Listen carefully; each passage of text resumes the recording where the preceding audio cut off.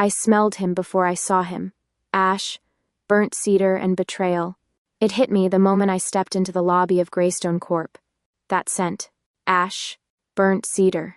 A trace of something darker, almost electric, like a storm held too long in a bottle. It wasn't just familiar, it was seared into my bones. The scent of someone who once made my pulse stutter, and my wolf rise like fire through my veins. Rowan. I froze. My hands clenched around the folder I was carrying, paper crinkling under my grip. He couldn't be here. He shouldn't be here. Jamie. Megan's voice cut through the buzzing in my head. The receptionist peeked around the edge of the front desk. You might want to come out here. The new COO just arrived. I blinked. What? The new COO. He's early. She tucked her curly hair behind her ear, glancing nervously toward the elevator. He's intense. New CO? That position had been empty for months. Nobody told me it was filled, let alone that he was arriving today. I walked into the open lobby slowly, heels clicking against the marble.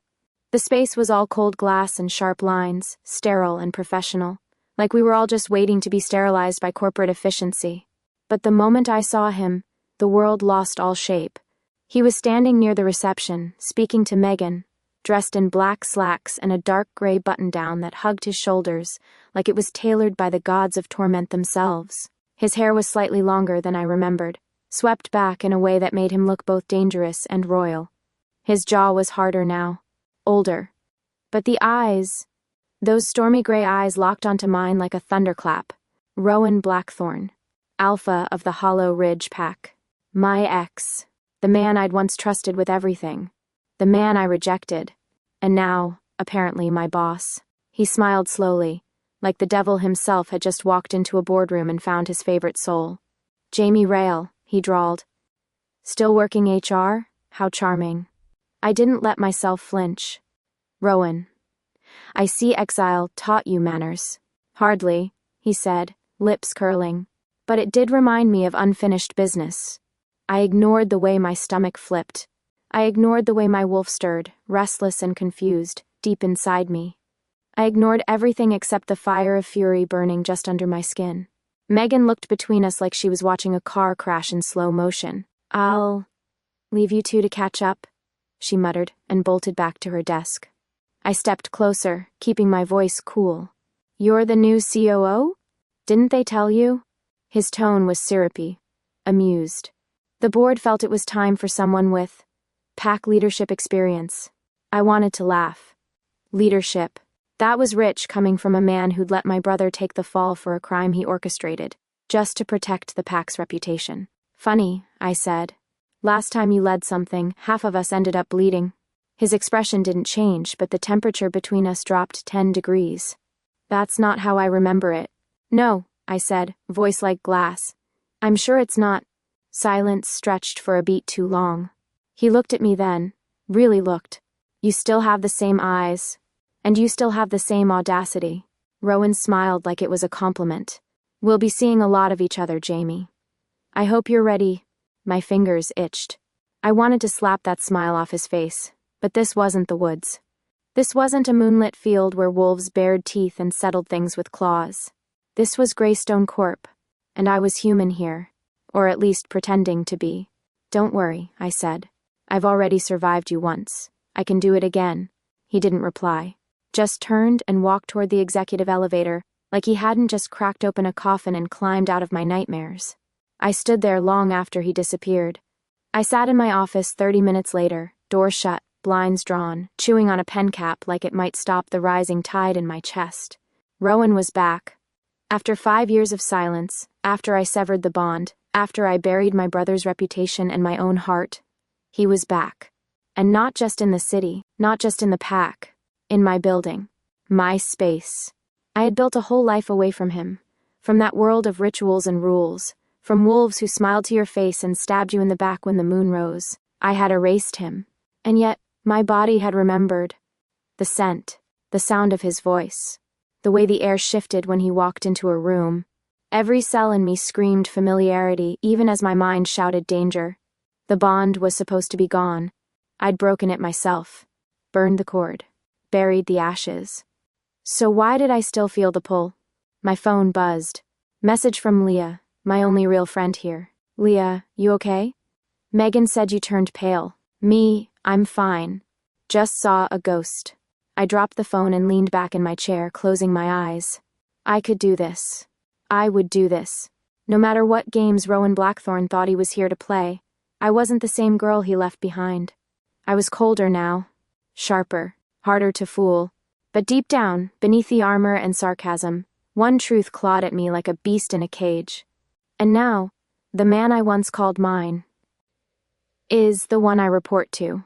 The nightmares started that same night. I dreamed of a forest I hadn't seen in 5 years. Silver-lit, whispering with wind and memory. I was running barefoot through pine needles, heart pounding, breath raw. Behind me, something howled. Not a monster. Not a man. Something in between. I woke up tangled in sheets, drenched in sweat, the sound of the howl still echoing in my ears. And for a moment, I swore I heard it outside. By morning, I looked like hell. Coffee helped, barely. Concealer worked miracles. I slipped into the office early, hoping to avoid him. Hope is such a stupid thing. I turned the corner into the hallway by the break room and almost collided with him. Rowan stood there in a navy suit like he was born in it, sleeves rolled up just enough to show a hint of tattoo on his forearm. That familiar wolf mark, the one I used to trace with my fingers after full moons. My stomach twisted. Jamie, he said, like we were just co-workers, like he hadn't shattered me. I kept walking. He followed. You're avoiding me, he said, tone casual. But there was a sharpness under it, a note of tension he couldn't quite hide. I stopped and turned slowly. Very observant. We need to talk. We don't. I want peace, Jamie. I barked a short, bitter laugh. Peace? You're 5 years late. And a few hundred lies short. I didn't lie. You let my brother take the fall for something he didn't do. You stood there while they exiled him, and you said nothing. My voice cracked. I hated that. I had no choice, he said, jaw tight. You think I wanted that? No, I snapped. I think you wanted power. And you got it. Silence stretched between us. People passed us in the hall, casting curious glances. Rowan's voice lowered. You don't know everything. I know enough. I walked away before he could say more. Lunch was usually my quiet time. 30 minutes alone in the break room, noise-canceling headphones, and a salad I pretended to enjoy. Today, someone had taken my corner booth. He was tall, but not imposing. Dark-haired, clean-shaven, wearing a white shirt with sleeves rolled to the elbows. His hands were stained with ink, and his tablet glowed with blue medical scans. A doctor, then. I hovered awkwardly, and he looked up. Oh, sorry, he said, standing a little. Did you want this seat? I hesitated. It's fine. He gestured to the booth across from him. You can join me. I promise not to talk, unless you want me to. I sat down, too tired to argue. We ate in silence for a minute. Then he said, I'm Eli, new in the medical wing, transferred from Ridge Valley. I didn't respond immediately. He didn't press. Finally, I said, Jamie. He smiled, just a little. You smell like moonlight and old fury. That caught me off guard. Excuse me? He didn't flinch. Your pack. You try to hide it, but it clings to you. I stared at him. You have a strange way of making friends. I'm not trying to make friends. He met my eyes, steady and calm. Just making observations. I didn't know whether I hated him or respected him. Maybe both. You don't talk like a medic. I'm not just a medic. His tablet beeped. He stood and nodded once. Thanks for the company, Jamie. And then he was gone. Later that afternoon, I was still thinking about him when Leah popped into my office. She leaned on the doorframe, one eyebrow raised. So, the new wolf doctor. What about him? He's intense. I shrugged. Aren't we all? Not like that. He stares too long. Says weird poetic things. Very brooding forest creature. I smirked. You're describing half our kind. She dropped into the chair across from me. Speaking of which, Rowan. I stiffened. Leah tilted her head. He doesn't look like a monster. I looked away. Monsters rarely do, but you'd know, right? What? If he was still dangerous. I hesitated. He's always been dangerous. That's not the same as evil. She was quiet for a moment. Do you think he's here for you? No, I said too quickly. Then, softer, he's here for himself. Leah didn't push. That's why I trusted her. She stood and smoothed her skirt. Well, if you need to run again, I have snacks and a shovel. I almost smiled. Almost. That night, the howl came again. Closer. This time, I didn't just hear it. I answered. A low sound in my throat, unbidden. Half asleep, half shifted, wrapped in sheets and instinct. My hand clutched my chest like I could hold in the aching thing beneath. The bond was gone, but my body hadn't gotten the memo. I dropped the pen 3 times before admitting my hands were shaking. By the 4th, it wasn't just my hands. It was my whole body. I gripped the desk's edge, willing the tremor away, but it crept in like fog, subtle, then suffocating. My pulse pounded in my ears, my throat tightened, and suddenly, the walls of my office felt too close, too loud. I stood up too fast, knocking over my chair. The noise made me flinch. No one noticed. Or maybe they did, and just pretended not to. My heels clicked unevenly as I made my way down the hall, toward the restroom, vision tunneling.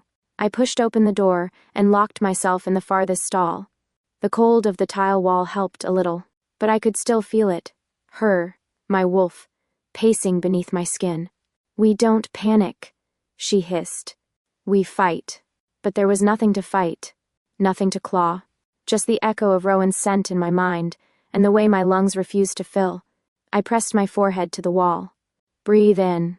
1, 2, 3. Breathe out. 4, 5, 6. It wasn't working. My claws were close. I felt the prickle behind my nails, the heat in my irises. I blinked, and the whites of my eyes flickered gold. No, not here, not now. I clenched my fists, dug my nails into my palms, desperate for sensation that grounded me. Someone knocked on the bathroom door. A pause. Then footsteps. Another knock, closer this time. Jamie. I froze. That voice.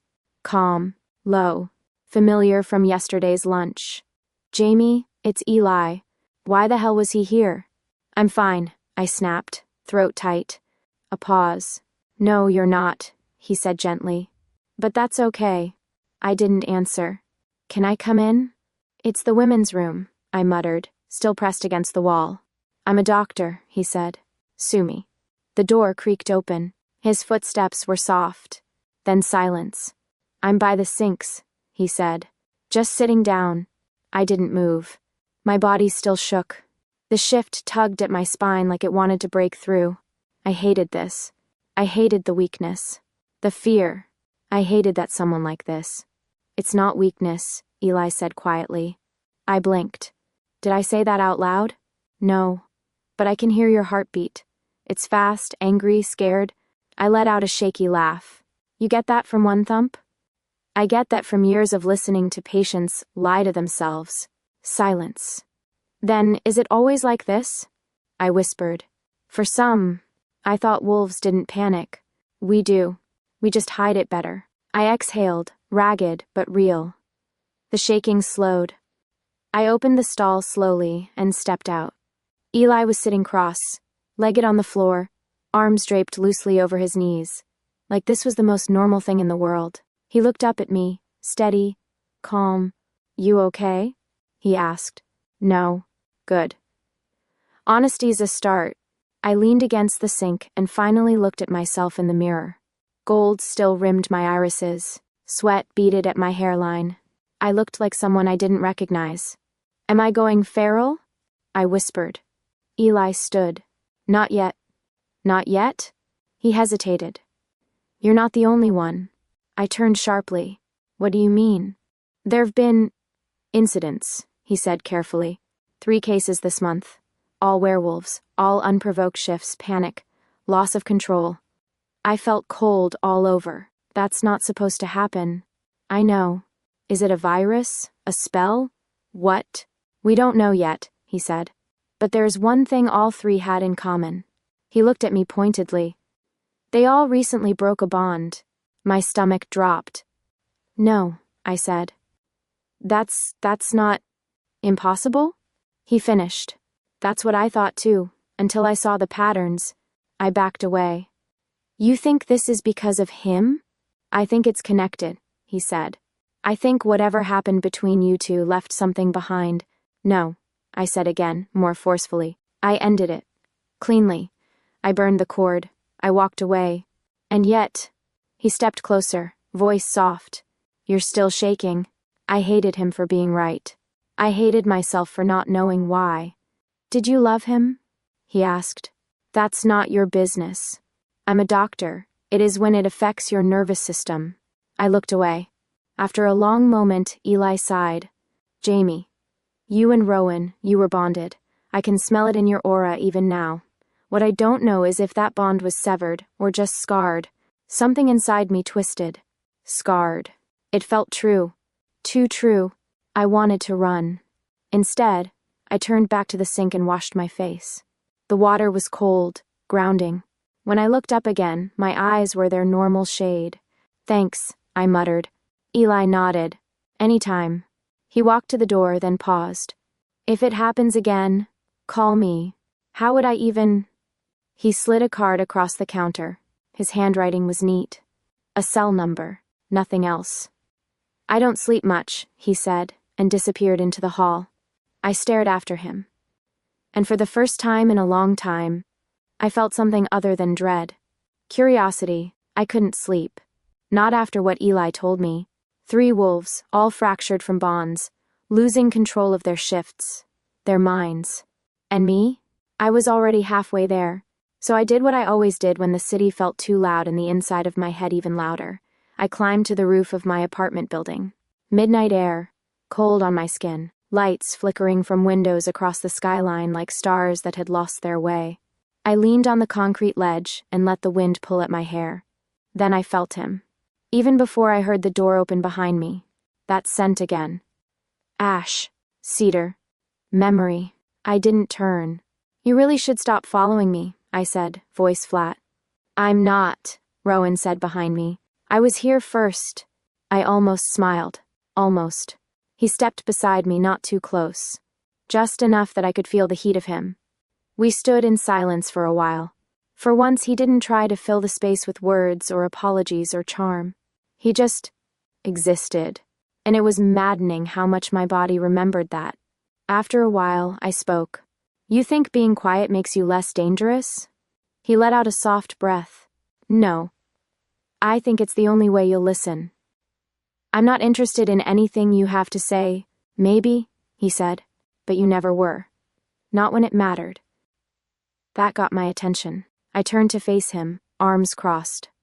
Excuse me? You made your judgment before I could even explain. You burned the bond and walked away. You let them take my brother. He didn't flinch. You think I had a choice? You were alpha. I was 25. I'd just taken the role. The council threatened to dissolve the pack if I didn't give them a scapegoat. So you chose Ben. I tried to protect you. I laughed, bitter and sharp. By destroying everything I loved? Interesting strategy. Rowan stepped closer, eyes stormy but steady. You think I'm a monster. I get it.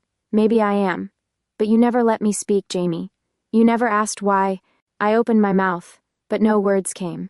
Because deep down, I hadn't asked. I hadn't wanted to hear an excuse that might make me doubt what I believed. He sighed. I'm not here to fix the past. I know I can't. But you deserve the truth. I looked away, back to the city. Your brother's alive. The world shifted. What? I breathed. He didn't die. He wasn't exiled in the way you think. He disappeared. I spun toward him. You told everyone he was gone. I thought he was, Rowan said, jaw tight. He left the night after the sentence. I sent scouts. We never found a body. But 3 months ago, someone saw him. Where? In the outer zone. Near the old territory line. My heart beat so loud I could barely hear his next words. He looked changed. Angry. And he was leading others. Others? I asked, barely able to whisper. Rowan nodded. Wolves who'd broken bonds. Wolves on the edge. Ferals. I staggered back a step. No, he's not the same, Rowan said softly. But I think He might be the beginning of this curse. I shook my head. Ben wouldn't hurt anyone. You don't know that anymore. I felt like the roof tilted under my feet. My body felt distant. Unreal. You kept this from me. I didn't want to break you again, he said. I was already broken. Rowan took another slow step toward me. Then let me help. I looked at him. Really looked. And saw it. The guilt. The regret. But also something else. Hope. And that scared me more than anything. Why now? I asked, voice raw. Why come back? I didn't just come back for the job, he said. I came back because something's wrong with the pack. With us. With all of us. He reached into his coat and pulled out something small. A pendant. Simple, circular, marked with an old rune I hadn't seen since my initiation ceremony. I gasped. That's the ritual seal, he confirmed. The one used to bind alpha pairs. It's been tampered with. How? It's breaking. I stared at it. So the bonds weren't meant to break, he said. Not fully, not without consequences.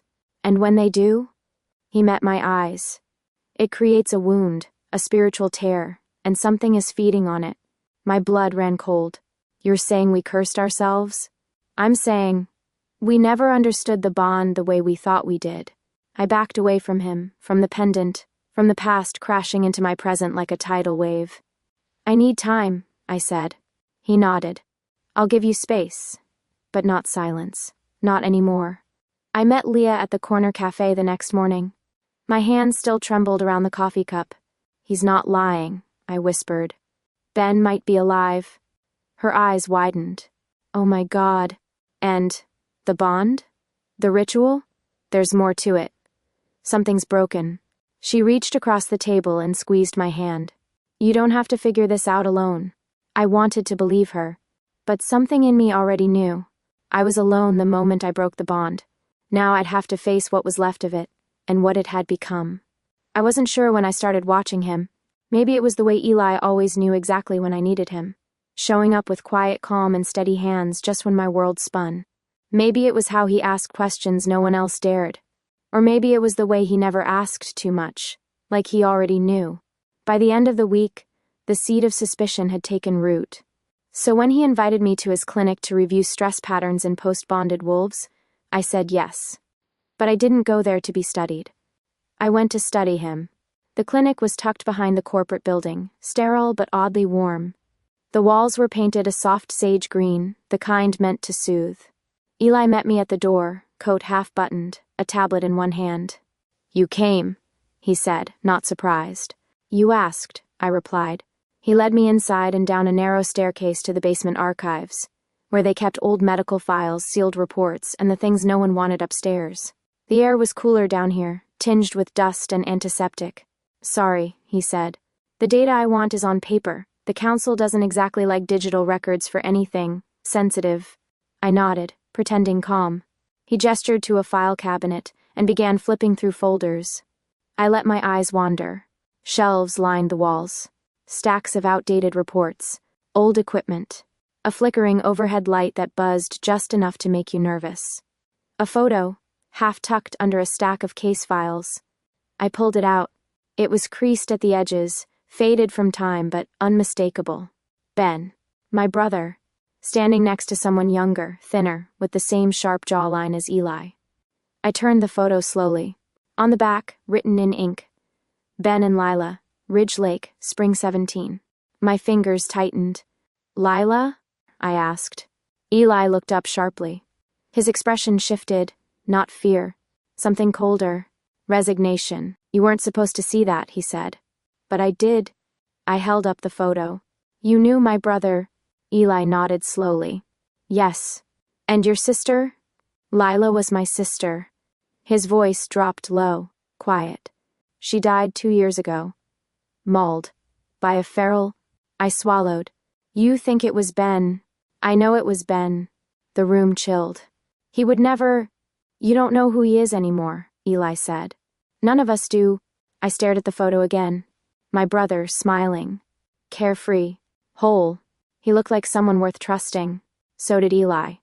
And now I wasn't sure either was. Why didn't you tell me? I whispered. Because I needed you to talk first, to remember things, to feel things. His tone stayed calm, but there was a tightness in it now. I didn't come here to be your friend, Jamie. I figured. I came to find out what happened to my sister. To all the wolves who snapped after losing their bonds. I let the photo drop onto the table. So I'm a source? A case file? You're more than that, he said. You're part of it. I stepped back. This whole time, you were watching me. I was watching the way your body reacted. The way your wolf flinched around Rowan.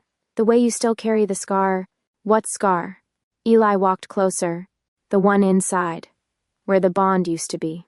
It never fully heals. That's where the curse grows. I wanted to scream. To shift. To disappear. Instead, I stood still and said, "You could have told me." "You wouldn't have listened," he said. "Not while you were still trying to hate Rowan enough to keep from missing him." The words hit hard. Too hard. "You think you're better than him?" I asked. "I think I'm more honest than both of you." "Why now?" I asked again, voice rough. "Why here?" Eli picked up the photo, turned it over, and said something I'll never forget. "You think you're in the middle of this. You're not. You're the start." My heart stopped. What does that mean? He met my gaze, calm as ever. "I think whatever's happening started the day you broke the bond. The pull started the night after I saw the photo. A tug deep in my chest, low and steady, like a heartbeat that didn't belong to me. I knew that feeling. I'd felt it once before, years ago, right before the bond was formed. Now it was back, but fractured. Not love. Not longing. A summoning. So I followed it. Through the city, past the chain-link fences that bordered the old territories, into the trees that once held our rituals in whispered reverence. The forest swallowed me whole. I walked until the moon was overhead, my breath fogging in the cold, damp air. And then I saw it. The circle. Old stones overgrown with moss. The remnants of symbols once carved into the ground. Broken candles. Scattered bones. Traces of ash. Our ancestors called it the Hollow, the place where bonds were sealed in blood and moonlight. Now it was just ruin. "Jamie." The voice came from the edge of the clearing, low, familiar. I turned slowly.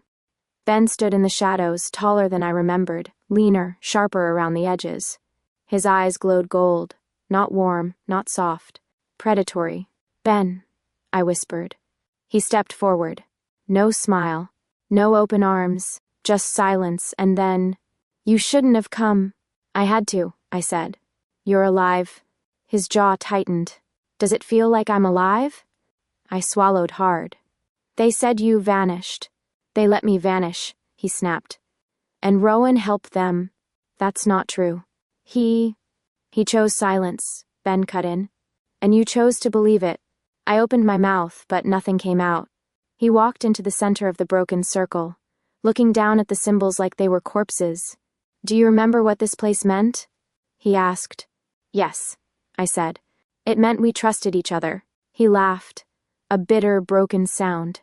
"No, it meant we were controlled." I flinched. "What are you talking about?" "The bond, Jamie. The sacred connection. The thing they tell us makes us stronger? It's a leash, one you beg to wear. That's not... Isn't it?" He turned toward me, eyes sharp. "Look what happened to you when you broke it." I stiffened. "I watched you, you know," he said. "After. You pretended to be fine, strong, unbothered. But I felt it from across the pack line. The tear inside you. I wanted to deny it, wanted to scream, but my throat burned with truth." Ben stepped closer. "You were the first to walk away from a bond and live." I stared at him. "What are you saying?" "I'm saying you woke it up." My blood ran cold. "The curse." He nodded once. "It wasn't born, it was triggered. The moment you burned the link, it tore something open." "No," I whispered. "This can't be." "I've seen what it does," he said. "It amplifies everything the bond suppressed.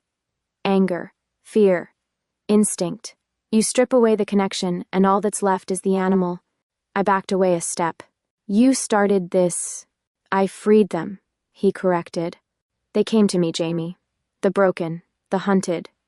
The ones whose minds couldn't handle the silence after a bond was ripped away. I gave them purpose. You turned them feral. I gave them freedom. We stared at each other. Wind rattled the trees above us. What about Lila? I asked. Did she deserve your freedom too? His expression cracked for a moment. I didn't kill her, he said. But you led the wolves who did. She attacked us. We defended ourselves. She was Eli's sister. Ben's eyes narrowed. And what did Eli tell you? That he wants peace? That he's just trying to help?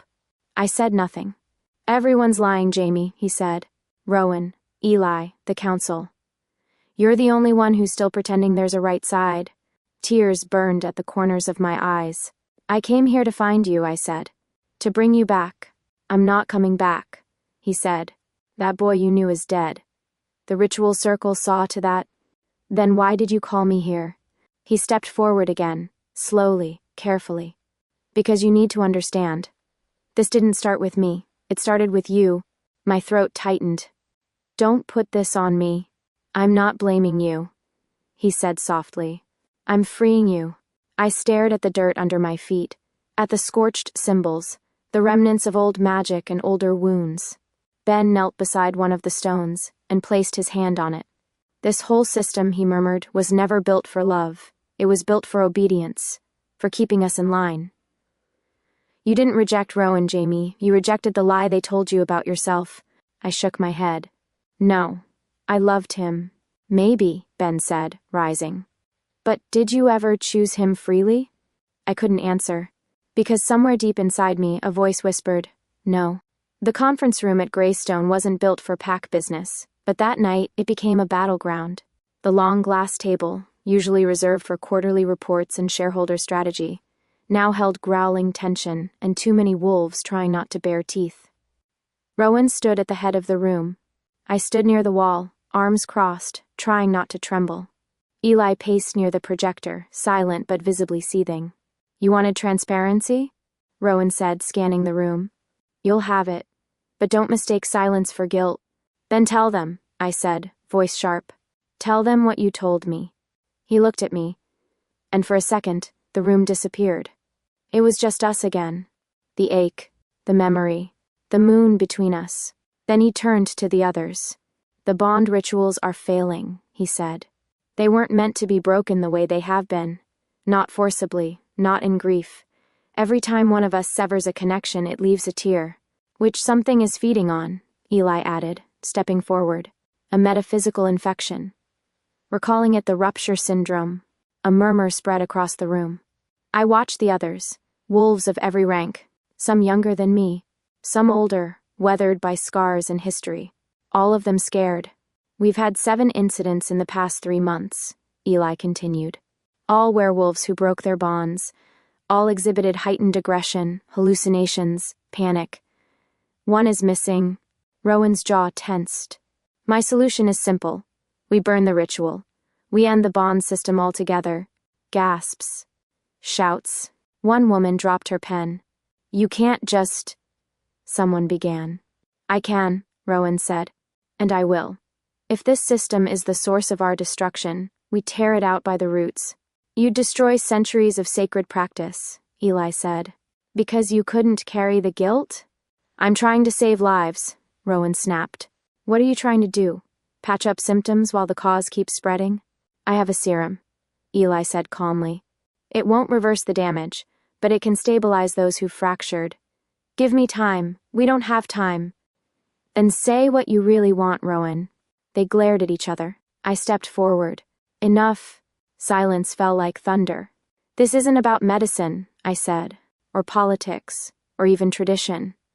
I turned toward Rowan. It's about fear. His brows furrowed. What are you talking about? I remember the night you tried to bond with me, the circle, the moon, the oath. My voice shook. And I remember pulling away. He didn't speak.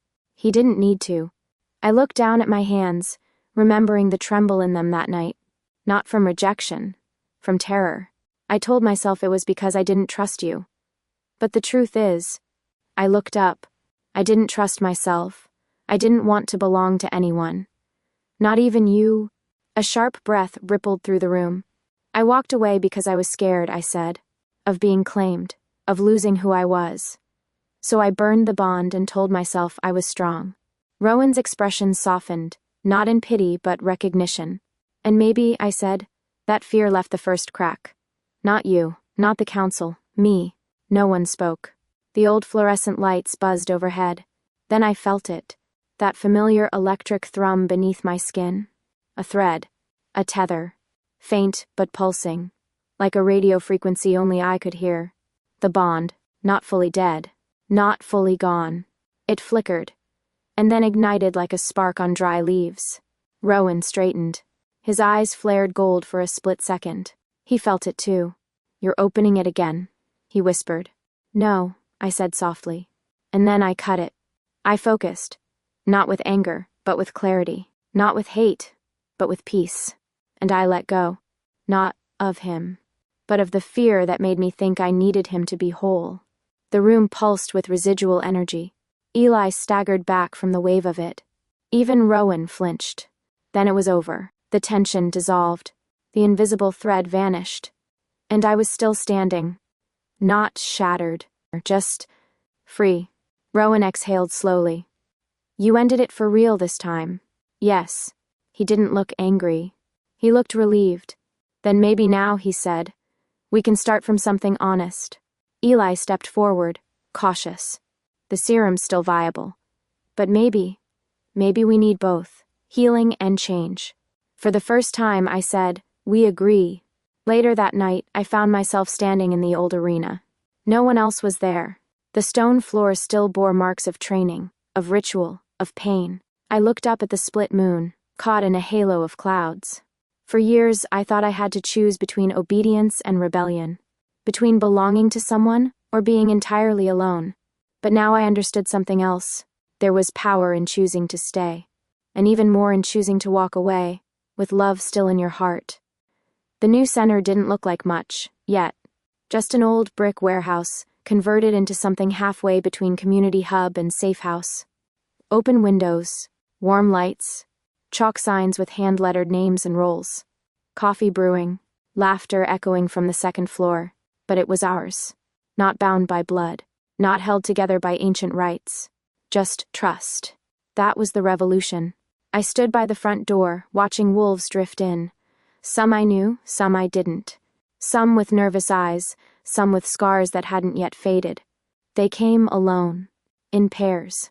A few with hesitant steps, but they came. Not because of a bond, because they wanted to. Behind me, Leah arranged the sign-in table like a wedding planner with a clipboard from hell. "If you let them bring food, Jamie, you're dealing with pack politics and potluck drama." I smiled. "You're the one who said we needed snacks."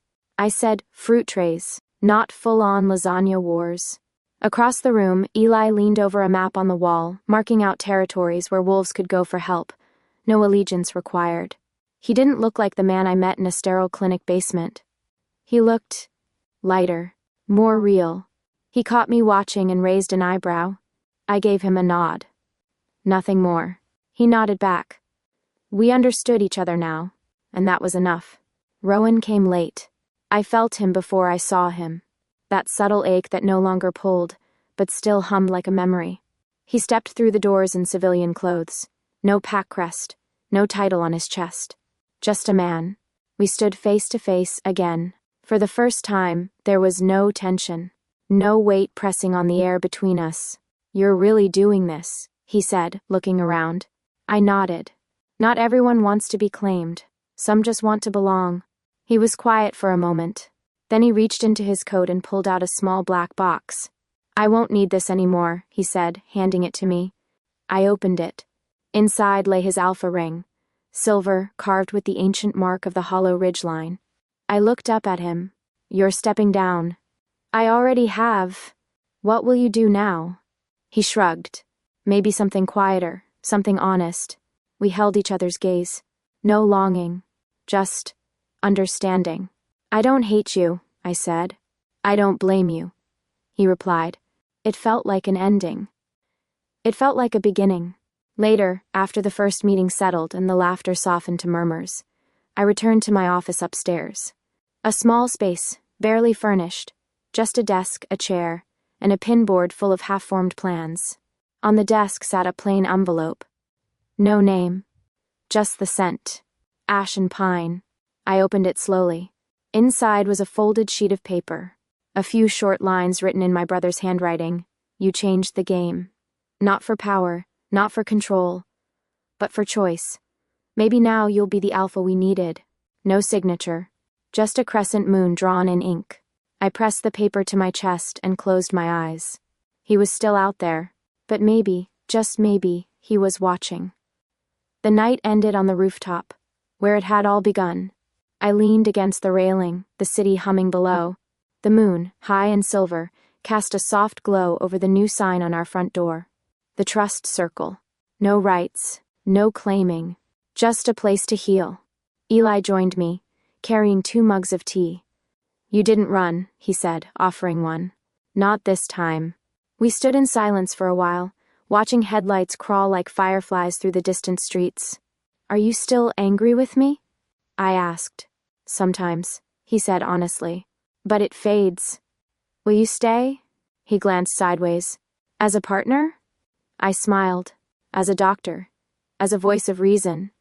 As a friend. He lifted his cup in a mock toast. To starting over. Without forgetting. We clinked mugs. The door behind us creaked open. Laughter floated from inside. Someone called my name. And I turned, ready to walk back into a world I helped remake. A world where no one would be forced to love, to bond, to belong. They'd get to choose. And for the first time in my life, I had chosen myself. I thought I lost myself in him. Turns out I just hadn't found me yet.